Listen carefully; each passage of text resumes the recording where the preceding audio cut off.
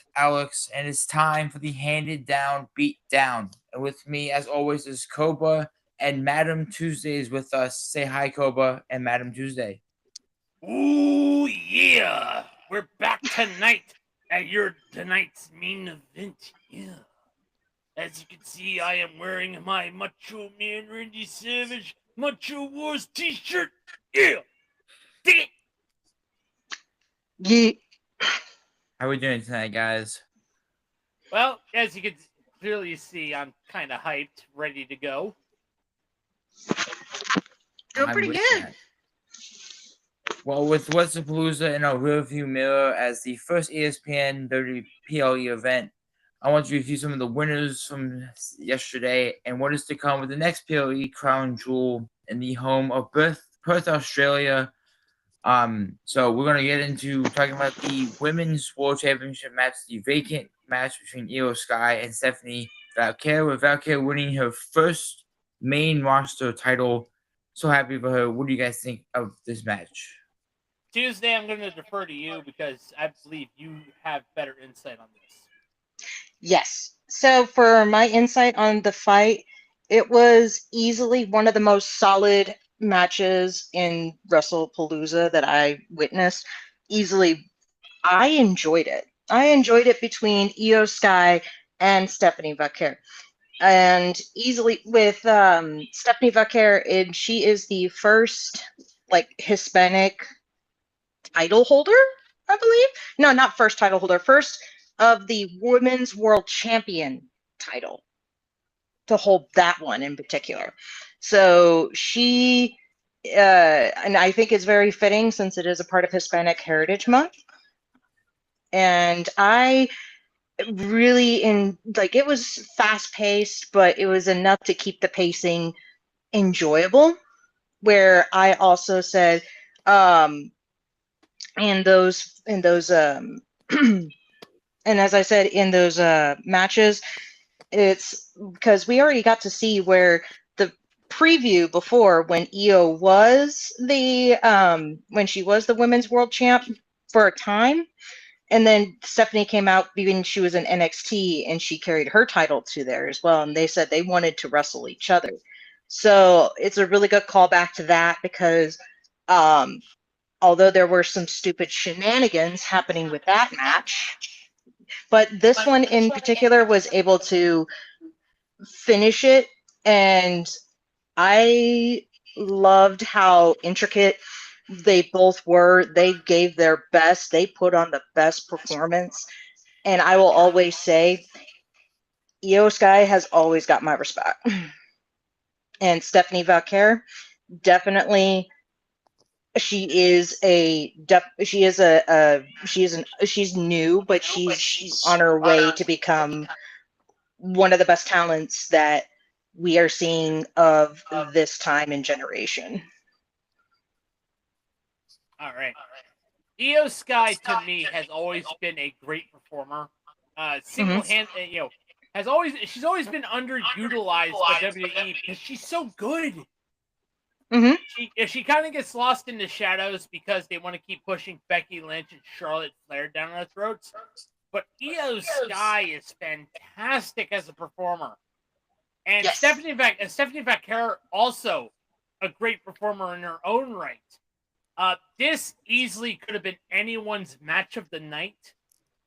In ESPN's first PLE. This is not their first pay per view. This is their first PLE. Because their pay per view they've done pay per views with the AWA. Little fun fact. But this is like I said, I think this is the match of the night for WrestlePalooza, which unfortunately says a lot considering that WrestlePalooza, the best way to describe it, and I'm probably going to jump ahead a little bit, Alex. I'm sorry about it. The best way to describe WrestlePalooza was mid. Yeah, it was a mid cake. It was mid cake. It was half baked. I definitely agree with both of you. Io Sky, is fantastic. Stephanie Valkyrie being an up and coming star in NXT, someone who's watched NXT a lot more than the main roster shows because I think NXT is better than the roster shows are. I was a big Raquel fan. I really was pushing for her to get the championship, and when I saw this match be confirmed, my brain was like, "Yeah, Stephanie's gonna win. There's no way they make Io a 3-time women's champion so quickly and so soon." I didn't think it was happening at all, and I do hope this is a long reign for Stephanie Raquel, and they pick a right person to beat her for it because I'm not too sure how many women on that roster can actually be front line for Stephanie Raquel in the future here. Knowing how much the roster shifts and how much call-ups will happen in NXT with how growing NXT is as a talent base for the main roster.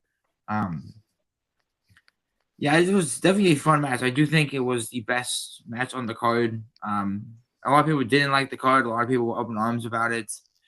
There's some bright spots with the Usos match and the Visionary, and Cody and Drew was great, as I heard. But we'll see what happens with Stephanie and see who steps up to challenge her at the Crown Jewel Survivor Series or however long they make hold the title for. This is definitely not a good sign for ESPN handling the WWE product.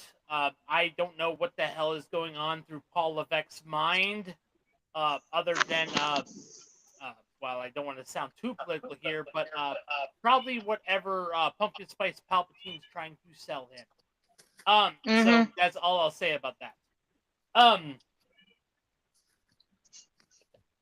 Yeah, definitely interesting to see how they go with this, especially with Crown Jewel around the corner, which is another pay-per-view no one really gives any shits about because Crown Jewel is just like the Saudi pay-per-views. No one cares. No one cares anymore. Not only that, but the Saudi pay-per-views have been historically bad. I fear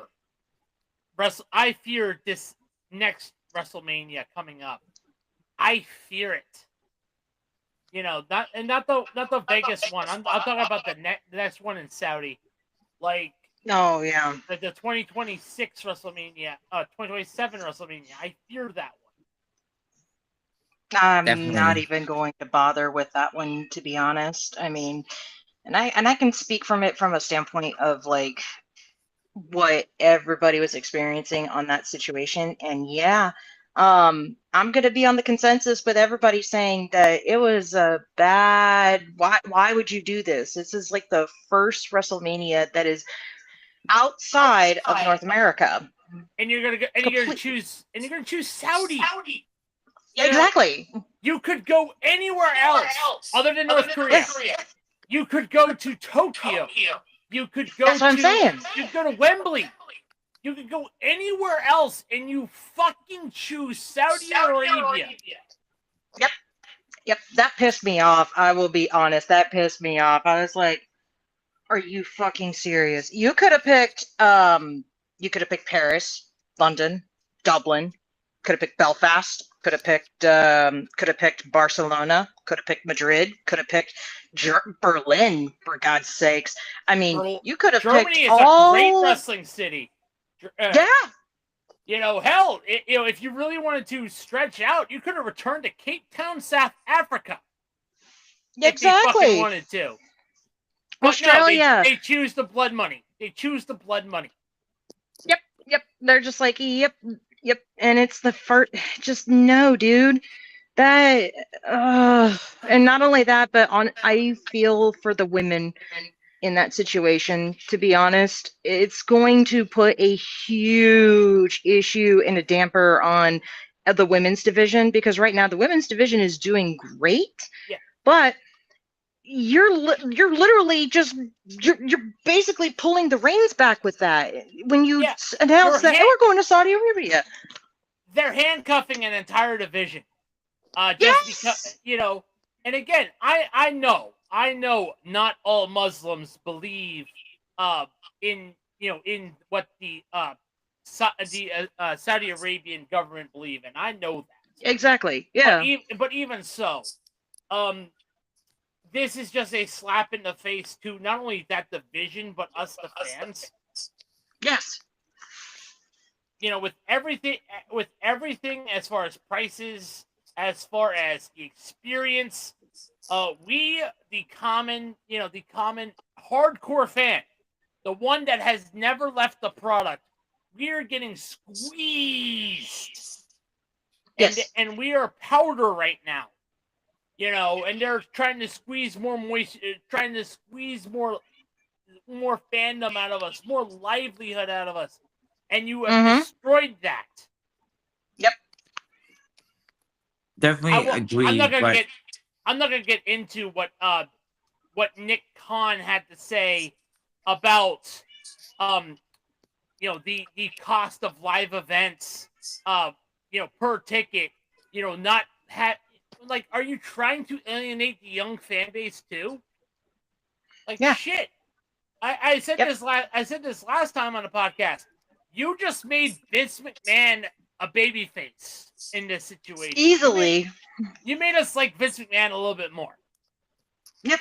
Where he didn't price you out. He didn't do any of those things. And don't get me wrong, I have a lot of just some of the controversies on some of the stuff I could definitely go into. But however, though, they are literally destroying the fan base. Like TKO and everything else is literally destroying the fan base. I mean, it's more like, okay, I actually it's like, oh, so there's some wrestling within my commercial show. There's a wrestling break within my commercial show. Like, just there's so much of the advertising, it's literally causing the price out like that too. So we're getting betrayed as the fans. Yeah, I mean, Vince McMahon understood the Drake rule, if that makes sense. Hey Drake, I heard you like him young. Don't mean to interrupt the Saudi rant. We will get to that later. We have to move the train forward a little bit here. We get too off the rails. Sorry, Alex. Nah, you're good. You're good. Second match I want to talk about is the Undisputed WWE Championship match between Cody Rhodes and Drew McIntyre. He looks to claim his second long title reign since PCL of COVID when he beat Brock Lesnar. And what do you guys think of Cody Rhodes retaining against Drew McIntyre? And do you think Drew McIntyre will eventually get back the World Championship? I'll take this one, Tuesday. Go for it. I think this was a good match. However, I think this was Drew McIntyre's last gasp at the title. Drew McIntyre has held the belt, has been in the title picture for a pretty long time. But you could tell in that match that his age was catching up to him. There was one spot where he couldn't pull off the Claymore kick, where his knee was starting to buckle out from under him. I don't know if that was a work or a shoot. It looked more like a shoot to me. But then again, with Seth Rollins pulling that little swerve attack on CM Punk, I wouldn't be surprised if it was a work. But I think Drew McIntyre's time in the WWE title picture is over. I think they should definitely move on to other contenders, especially Alex and my favorite right now, LA Knight. Yeah! Yeah! Yep, had to do that. But yeah, I think this is Drew McIntyre's last gasp at the world title. We appreciate everything that Drew McIntyre has done, especially in the title scene. Clearly the second best member of 3MB behind Heath Slater. Definitely deserves his flowers, but I think his time in the title picture has officially set. Yeah, I definitely do agree with that. Drew McIntyre has been trying to get back the title for 2 years now, 3 years now. And time again, he's been kicked down to the bottom of the totem pole, brought right back up, and then repeatedly. Money in the Bank, when he cashed on Damian Priest, CM Punk screwed him over. Time and time again, I think Drew needs to move on from this and go something different. I don't know why they keep pushing for Drew McIntyre to get right there and then just shoot him down where he's just like inches away from grabbing it. It just makes no sense to me. It's a waste. I get Cody has no more challengers to compete for him, but it's like we have guys like LA Knight and Shinsuke Nakamura and AJ Styles. It's some of these guys that deserve championship reigns that are not getting them because they're being wasted and wasted and wasted for no reason. And I feel like at some point, LA Knight needs to be a world champion. I don't care if it's the Undisputed Championship, the World Heavyweight Championship. I don't care. Either or, he needs to have a belt on him. What do you think, Madam Tuesday? I kind of am on the same prospect that I would say with Drew, he was good when it was 2020, but it really sucks at the time where he wasn't able to get like the stadiums to be, filled with people because of COVID. However, though, he was at the height of the time, and unfortunately, he's more focused on trying to be more of the antagonistic kind of thing. And at least he's being real about it. However, I do see with the match was good, but I think his time is about to come to a close in terms of trying to do titles or anything else like that. I mean, like, it was fun when you get to do the special matches with when he did the matches with CM Punk and did the special matches with Damian Priest. And I'll say this, he is actually good at performance when it comes to also performance safety. So he actually has that under his belt, quote unquote. But and usually he's like the safest bet if people are wanting to try and get up there and climb that ladder. But I mean, at the end of the day, yeah, I think I think there's no more left in the tank for that side, unfortunately. Yeah, and I was a big Drew McIntyre fan back in 2020. I was really rooting for him in the PC era because it was an era of time where we weren't sure where WWE was swaying with being the only sport thing happening during COVID. It was kind of a weird time of what are we gonna do with these championships? Who's gonna get them? How are we gonna do these PLEs? And I think they did a good job of pushing it like that to make it seem like they knew what they were doing, but also didn't know what they were doing, but worked it well enough that us as fans were blinded by the fact that they honestly didn't know what they were doing in terms of the circumstances that were involved in it. So definitely intriguing to see if they get rid of Drew McIntyre, if he's another one of those just fades off TV and gets to AEW to die on screen, because everyone in AEW just dies on TV. Yeah, unfortunately. honestly, yeah. So I will say I will give him his flowers for trying to pull that company through during lockdown. Definitely, because it's back then AEW wasn't as big as it is now. It was not even a company, I don't think. No, AEW was actually on the rise at that time. That's right, yeah. And then Tony Khan got too into the nose candies and then fell off a cliff. Well, you know, you talk about Tony Khan all day long. Well, again, that's freaking why Cody Rhodes left. Yep. Definitely agreed upon. But before we get to our next topic at hand, I would like to take a brief break for our affiliate of this week's episode of the Handed Down Beatdown from our friends over at Fanatics, where you can get WWE merch, NFL merch, hockey merch, and so much more to get going to your fandoms and get ready for the next pay-per-view or WrestleMania if you're going to it next year. Get your gear at Fanatics. If you do, use our affiliate link in our bio. If you do, because Fanatics has it all, and we like Fanatics, and I hope you guys like Fanatics if you use the link down below. And with that being said, let's get back to our regularly scheduled program by going into the retirement tour. It continues with John Cena as he faced famous women respecter Brock Lesnar in a squash match for Brock Lesnar last night. So I wanted to know from you guys, who do you guys think will challenge John Cena next, as we are 3 months away from the final appearance of John Cena? I'd like to go to you, Madam Tuesday, first to see what you think of this. Full disclaimer, I'm gonna say this. I do not like Brock Lesnar. I'm sorry, I don't. And especially after the situation with the federal lawsuit, I'm just gonna say it. Yeah, definite famous women respecter on that one, and how the WWE was managed to bring him back and say, "There's no issues. We didn't find anything. It's all good. He's all clear." How are you clear from a federal investigation? Because that just doesn't make any sense. Okay, now on to the actual topic with that. With John Cena, I mean,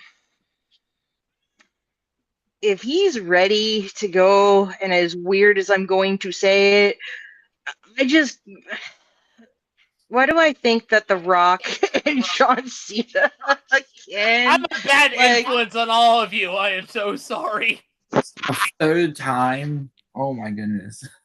I am I a know. bad influence.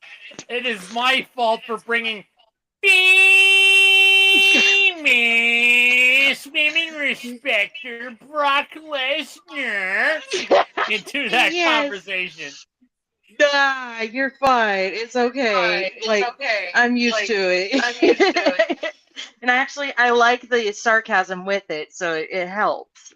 I'll tell you that. But yes, I just keep thinking it's like they're gonna do a whole The Rock versus Cena kind of thing because they do owe us one more with that, if anything.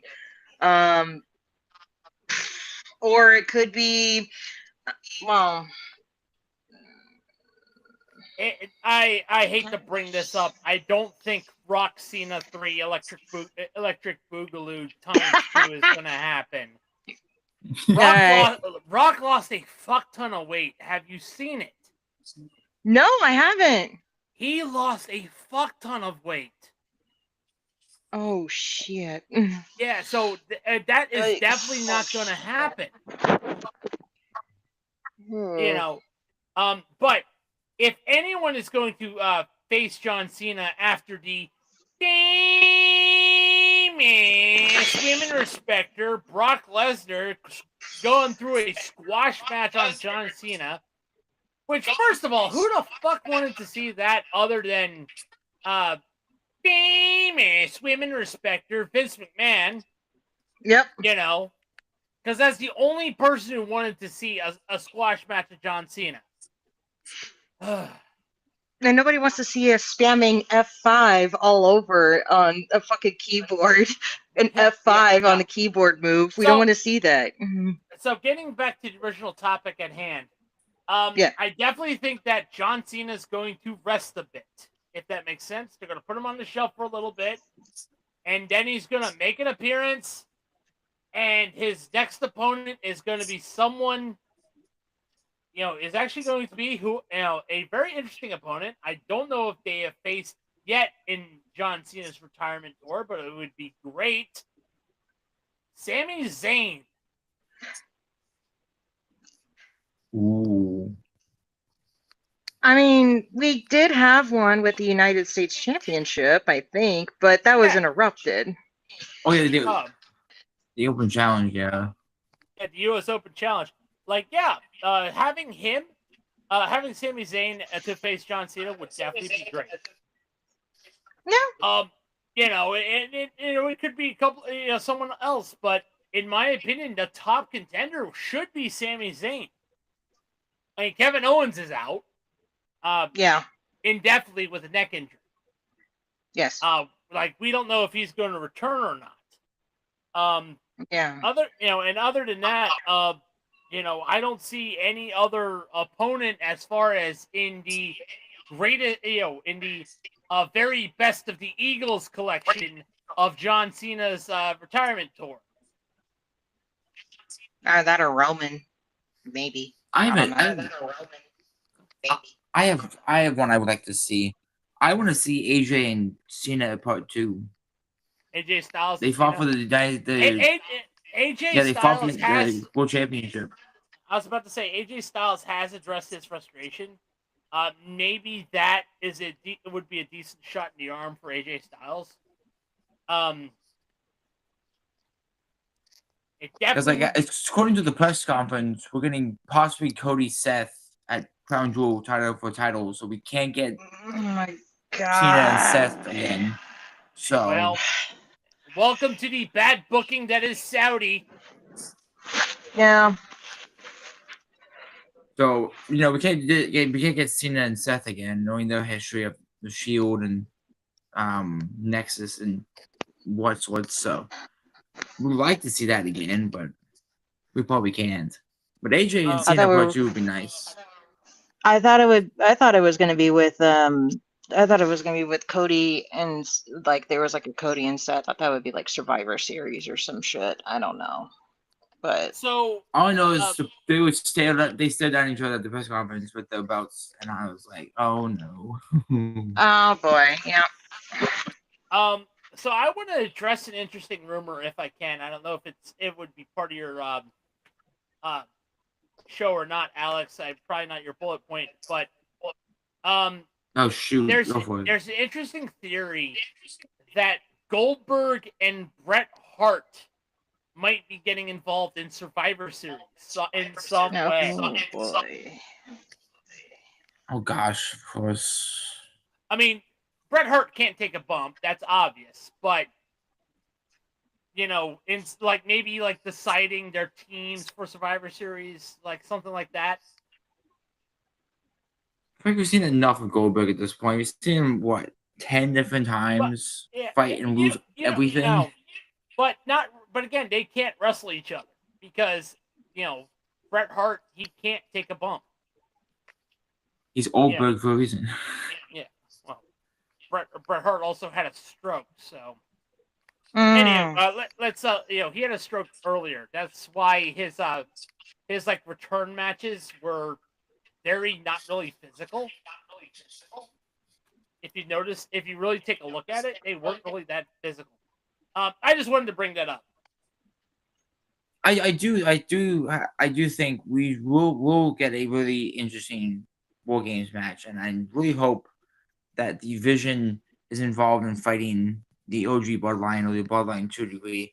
I feel like War Games will be a good either end to that or a good start to that feud. I'm not sure that sounds good to you guys, but that sounds like a good feud for me, knowing how the Vision's kind of just like floating around, kind of. Right. Not doing anything. Anything else that was in your there must have been something the mixed tag we team? did you guys we're getting I did not put that we can't talk about that. It wasn't my bullet point, but we can definitely talk about that. It was AJ's first match in 10 years, I'm pretty sure. Very glad CM Punk and AJ got the win because Seth and Becky are so obnoxious together on the mic. Oh my god. Both of them, I just want to rip my hands off. Yeah, definitely. Yeah. I hated the promos with Punk and AJ. Punk and AJ destroyed them on the mic. I don't care. I know Seth is an architect on the mic and everything, but CM Punk is way better than him on the mic, in my opinion. Mm-hmm. It was funny. You're just seeing his jacket. It said AJ's husband. I was all like, that is so fucking cute. Oh my god. You're gonna see his face when he returned. He was so giddy, not even acting like so it. happy. He was just so. He was all like, "This is my wife's moment. I'm just gonna hang back and just be proud. Just be proud." Well, and I can for 10 years, Punk was like, she's not coming back. She's not coming back. There's no way. AJ's like, I'm not coming back. Who knows? I could come back, but I'm not going to come back. I'm like, bro, stop this. I was gonna say this.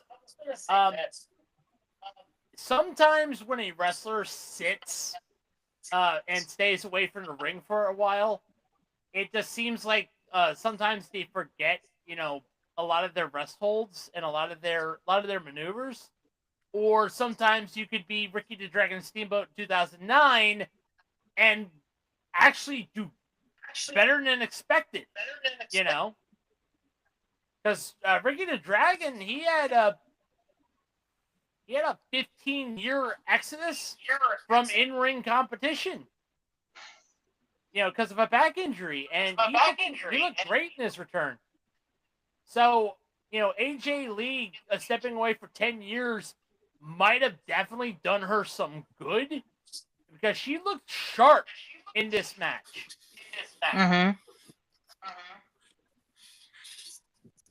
It definitely, when she came back, she looked really in shape. I know she's been keeping up wrestling in shape for if or when the time came for this, and came at the right time. Punk has a really intense feud with Seth Rollins. We know Seth Rollins despises CM Punk in the ring and outside the ring. We've heard it many times before. And Becky going to the extreme heel when she did of making CM Punk call his wife to come and beat the shit out of her on live TV. It was pretty satisfying to watch because Becky Yes. needed to be shut up by somebody. And if it wasn't with Punk, it was going to be AJ Lee. I Mm-hmm. will say this though about AJ Lee. I kind of want them to give her a new theme. Like the Really? Light It Up theme song doesn't fit. Yeah, it's in my opinion what she's going for. Like it's too bubbly, for what she's what she needs to be. I think it needs to kind of match CM Punk in a way, like be metal. Like not butt rock per se, but more something more, The one style of the band that I can think of for AJ Lee for some reason, the one thing I like, the one band that comes to mind is like a Paramore style. No. If AJ, however, if AJ Lee was more goth, Nightwish would be perfect for her. I mean, like, I mean, yes, she is but kind of I'm just like, it's just more, it kind of just fits with aesthetic wise, but unless if she wants to change said aesthetic, that's the kind of thing. Yeah. I mean, her popularity back then was because of her theme song, not only who skipping down the ring, all menacing. Alex, you're wrong. The popularity of AJ Lee was she wasn't eye candy. AJ Lee could fucking wrestle. That was the reason why she was so popular. She could fucking wrestle in an era where all they were giving us were popcorn matches surrounded by bubblegum with huge tits. That was the Divas era. All of us can admit that. They were popcorn matches between two pieces of bubblegum with huge tits. Yep. AJ Lee actually could wrestle. That was my that's why I liked AJ Lee. She could actually wrestle. So I think you were I thought she was wrong a about good that. Divas champion. She was a good she was a great Divas champion because back again, then. she could wrestle. I mean, granted, She there were actually other were able to decent. she was able to make the actual name as she is. I mean, it's AJ fucking Lee. Like, yeah. And I think I don't think they'll change the theme. I don't think so. But I know we addressed this earlier at the beginning of the show. But I want to go back into it a little bit more. I want to give my full opinion on it, but I want to address the biggest elephant of all time in the room of WrestleMania 43 being sold to the Saudis. And as we mentioned multiple times before, the superstars that went to Saudi Arabia were not happy with Triple H. And I think Triple H and the other companies are folding to Saudi Arabia because of the big market. Even though they know how the women feel about going there and they refuse to pull out, knowing what's happening in the Middle East right now, which is not for this podcast. Or if you know, you know. So I think it's ridiculous. It's grotesque. It's stupid. And I think they need to battle with AEW for Wembley and battle for London to put a WrestleMania there, or put it in Canada for a degree or two. I mean, there's great Canadian talent that will work well there. Sami Zayn, Ethan Page, Chelsea Green. There's a lot. But I think the elephant in the room needs to be shot dead, which is Triple H and DKO controlling where they make their money and risking their women's wrestling lives more than they think they are. Exactly. I mean, these, with Saudi Arabia getting into the controlling world of sports, I knew this was bad. Okay, when they started with Live Golf. All right, when they dipped their toes into Live Golf, or rather, they made Live Golf and gave the PGA Tour competition. I knew it was going to be an issue. That every single market, and I guarantee you it's going to happen. The NFL is probably going to want to go to Saudi next. Because it's, trust me. I hate to say it, Tuesday. It's coming. Hey, Kat. You're a little late. But I hate to say it. The NFL might dip their toes into the Saudi market if this keeps up with how bad it's going. Don't get me started on the Saudis. Yeah. Let's not get started on that. But I think it's a bad move. Going to, putting WrestleMania directly into the hands of the Saudi Arabians. I don't think it's good. You could have returned to Wembley. And all of us are saying could have returned to Wembley. Could have gone to Sydney. Could have gone to Tokyo. Could have gone to Canada. Could have gone to Berlin. Could have gone to Tokyo. Could have gone to Madrid. Could have gone to Barcelona. Could have gone to London. Could have gone to Seoul. Could have gone to Seoul. Yeah. Have some fun. Like, Saudi Arabia as the first country for a WrestleMania outside of that. That's just, no. The first WrestleMania outside of North America. Mm-hmm. Yeah, no. I in the words of Iron Sheik, I spit on that. Yeah. I do think AEW has taken London over. Go ahead. Alex, go ahead. I think AEW is taking over London with All In and All Out, and they've taken over Wembley at this point in time. I do not think WWE will have the capacity to take back Wembley from AEW, knowing how Tony Khan is death gripped on not letting go of London to anybody but his dirty, greasy hands, and what he can do in London because of the likes of Will Ospreay and the British talent that he has on his roster that refuse to get titles because he doesn't like to give big talent titles in that company. Kat, anything you want to add? How do I add this nicely? WWE is going to outprice themselves out of the market. Yep. The way that they are raising ticket prices, the shows are easy enough to get. Again, let me say this gently. The shows are easy enough to find and without generate. subscriptions and without buying, a ticket that costs 3 times as much as a monthly mortgage. Yep.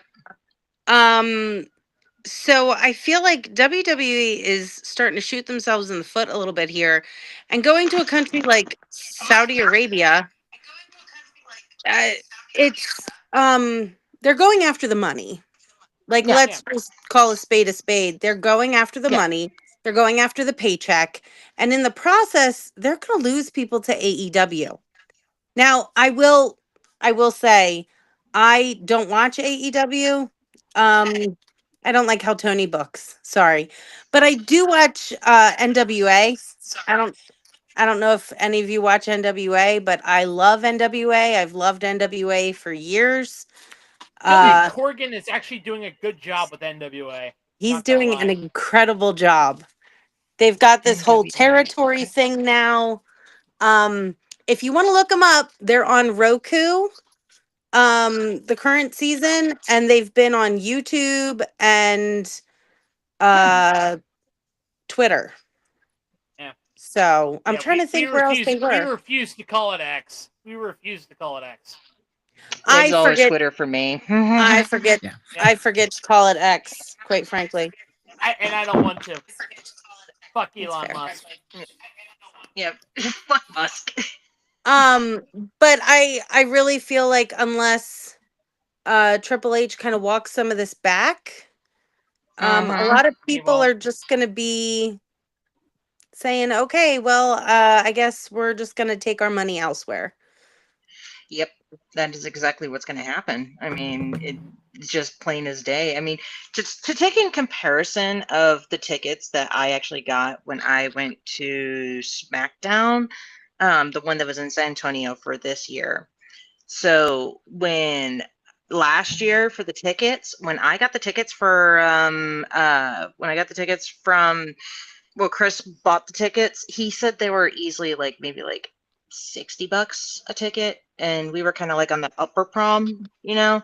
So it's like, okay, that's doable. We could do that. And then my ticket winds up being over, like paying for the SmackDown tickets easily $400. Looks like Alex had to step out for a little bit. What? Yeah. He'll be back. He'll be back. Yeah. $400 for SmackDown tickets? For 2 tickets. What? No, Mhm. no, Mm-mm. no. I'd have been like, Yep, I'm so that sorry, was I can't make it. it's comparison to those two tickets. I Just think in those Alex. two, just the 1 year difference. I think That's- Alex had a phone call. That's why he stepped out. Oh, So, no worries. Yeah. Anywho, let's talk about something else that happened. So, the greatest WWE wrestler of the modern era, The Undertaker, made a cameo appearance at WrestlePalooza and Yes. and popped the squat right next to Stephanie McMahon, Helmsley, Levesque, whatever you want to call her. And basically spilled the beans a little bit and said, "Congratulations, 2026." Cobra, you turned And into a how robot. ironic. I don't know why. But considering I am surrounded by a couple ladies here, I'm going to start with Tuesday and Kat. I want to know your opinions on this move, and then I'll give my opinion on what I think. Okay. I can give my flowers to Stephanie McMahon for trying to do what she did with trying to keep basically take over with the company. I will say though, it's kind of a double. It's a two-parter for this kind of situation. It when I say it is that I can give the flowers to her for being able to work and trying to keep the being a part of the company kind of thing, but at the same time, I mean, she's literally the former CEO's daughter, and I'm kind of trust me, I'm in the same position where I work, where yes, I am the president's daughter where I work at, but at the same time, it's like I always separate the work from family, and I always do that the best way possible. However, though, it's kind of hard to really I mean, I guess it's good, but at the same time it's kind of like, okay, y'all are just doing this for what reason? I mean, she's always been an important facet of the company, so why now? What's the purpose, you know? So Yeah. I mean, she's the one that's kind of like always, I mean, I would hate to say it, but she's always kind of been like the one that's like kind of playing the game of telephone in terms of content with, talking with her father, with Vince McMahon. And so I wouldn't be surprised if that's the case. So, I mean, kind of mixed, but that's just my opinion with it. All right. I'm back. Kat, welcome back, Alex. Kat. So I remember her starting in the ring. That was about the time Yeah, she I was got getting in the crucified by the marching band. Undertaker. What? She got crucified by the Undertaker. That was her first Oh, in-ring right. debut. Oh, Right. yeah. She was kind of the first female wrestler to she wasn't arm candy. She wasn't somebody's girlfriend who was interfering. She was kind of the first female wrestler to be physical, like wrestling wise, in the ring with the guys on, like, on screen. She kind of started opening doors that I don't think would be open today if it wasn't for her. She then went on, let me look at this real quick. She then went on, she was WWF Women's Champion. And then she was the general manager. And then she was the chief brand officer from 2013 to 2022. Um and then she did step down. She stepped down in like 2023, but that kind of a role, even I mean, nepotism is everywhere, right? Nepotism is literally everywhere. So I'm not going to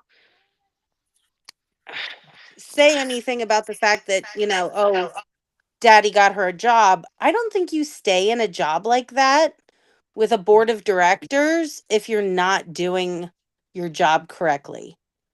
And again, I just feel like she has opened up doors for female wrestlers that, like, she didn't just open them. She like installed them and then opened them for the other women wrestlers. That's kind of how I've always seen her. I haven't. Especially, sorry about that. Especially, ignoring the alleged sexual misconduct of her famous women respecting father. I mean, how are you going to speak out against your father and a billionaire CEO of a company? Like, that's the other thing that, we can sit back and be like, "Oh, you should have done X, Y, and Z." We have No, no idea what we would do in that no. situation. It's So, like no one knew that Jeffrey Dahmer had bodies in his fridge, which is true. Yep.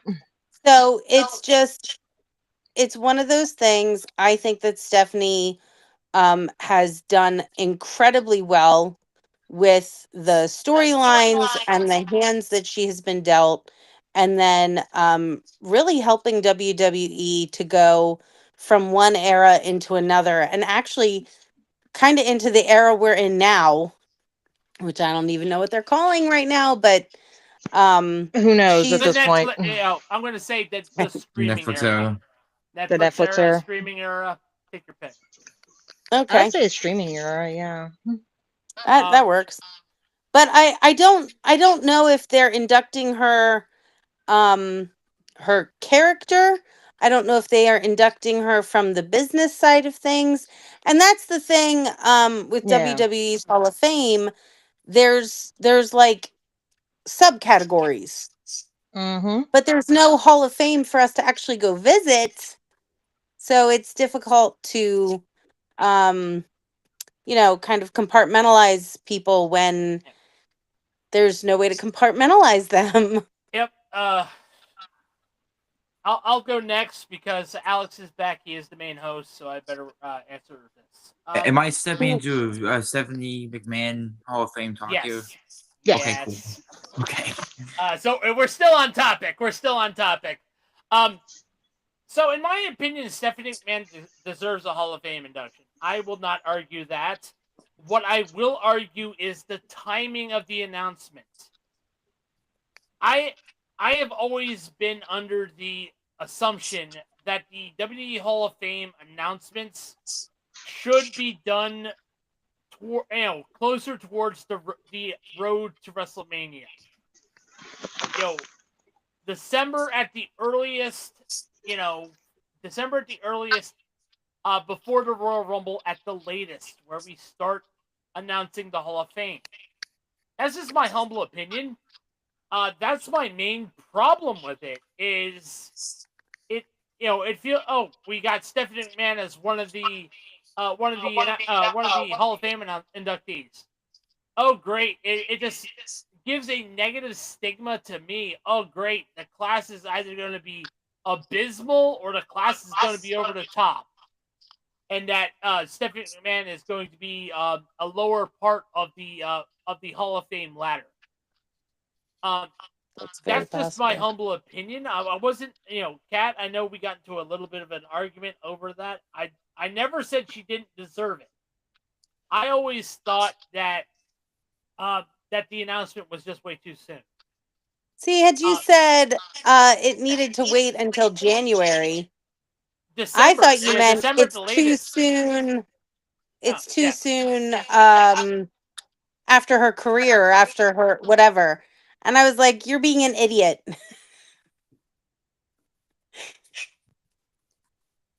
No, he's frozen. I did. Am I back? Yes. My argument was we just exited SummerSlam. That was my argument. Is that it's too soon as far as timing. Let's get through Survivor Series before we make Hall of Fame announcements. Let's get through December's PLE, make Hall of Fame announcements. Do that. Don't. Well, I wonder if they're gonna try and take every big event and introduce somebody for the Hall of Fame, because there also has been quite a push recently to have a better Hall of Fame, and I wonder if they might, say that they're building one somewhere. With ESPN backing it, that would be interesting. Yeah, excuse me. That'd be interesting, especially if they bought like the old Titan Tower headquarters and turned that into the physical Hall of Fame. That would be really cool. Alex. Yes. Floor is yours. I'm going to give my opinion about this because I came in late in the conversation apparently. Because stupid Riverside. But anyways, I do think that Stephanie McMahon deserves the Hall of Fame. I do think she kicked down the door into women's wrestling in the ring and in the business side of things. Whether or not her dad is a piece of garbage human being, she still did the things she did with her dad being in charge to open the door for Charlotte Flair, Alexa Bliss, Bayley, and so on. I can go on. I can pass out by listening to all those wrestlers. I do think she deserves it. I was a believer in CM Punk's pipe bomb that WWE would be controlled better under Triple H Stephanie McMahon, which might not be the case now, knowing what's happening, but it's getting better in terms of the atmosphere is changing to we actually have good pay-per-views, good matches, and good wrestlers that aren't just being stared at and drooled over because they're attractive and sexy and hot, according to Vince McMahon. We actually are producing matches and producing pay-per-views that we actually want to sit down and watch. Because I'm a big NXT fan. I love NXT pay-per-views. I love watching them. I think they are over the Raw and SmackDown pay-per-views because Shawn Michaels knows what he's doing and Ava knows what she's doing running NXT. I love Ava. I think she deserves a Hall of Fame spot. Not only being the daughter of The Rock, but she's run NXT Alex, a lot better. Do you believe Do I believe or do I believe in Joe Hendry? Do you believe in? Yes. There you go. I believe in Joe Hendry. I am wondering Believe in Joe Hendry. But who yeah, else be now that I added to think this. about it, now it's kind of like, all right, kind of understanding a little bit of the history with Stephanie. Wasn't it her that also helped in trying to break down the door to where we have now considered evolution? She was a part of the Women's Evolution pay-per-view, I'm pretty sure. Yeah. Okay. Oh, Yes. she fought for that for years. Yeah. Okay. Especially the Mae Young Classic. That- which yeah, would the Mae become Young Classic. Evolution. Okay. Yeah. Yeah, I would say throw the flowers to her, And I will say, yeah. Okay, she really bust her ass with that, and so yeah, I could say that she's really bust her ass with that company. So safe to say. Ah, I think anything Alex? else we need to talk about before I wrap up this Ah. podcast? I think we've talked about all we can talk about. Not gonna lie. So that being said, I'd like to plug our other podcast we have, the Dirt Podcast, our baseball podcast, which is sadly slowly running down the last couple months of it. The Hard Count on Football podcast we had last night. And on Bench, our non-sports talking podcast. We talk everything non-sports related. The Lap Down, our racing podcast hosted by Greg. Passing the Pigskin, our college football podcast hosted by Tyler and our friend Billy over on his channel. And returning in a few weeks here, season 2 of Business and Penalties, our hockey podcast. And I will be in the captain's chair this time. So you'll be seeing me hosting now. Super excited for that. October 3rd, I believe we are coming back for that. Yes. And also coming next year, we will definitely be Alex and Chris from Newt City will definitely be covering the World Cup. So be excited for that. And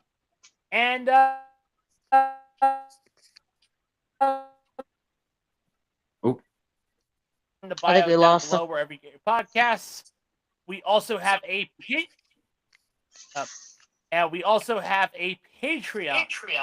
For as much as an Arizona Iced Tea, you can become a member of Patreon. And of course, I believe, and of course, don't forget to check us out on TikTok, on Twitch, YouTube, Spotify, wherever you get your podcasts. And please show the channel some love, like, comment, and subscribe. Definitely. Alex, close it out, man. Thanks for joining us, and we'll see you next time. Ring the bell. Ding. Ding. Ding. Ding. Ding. Ding.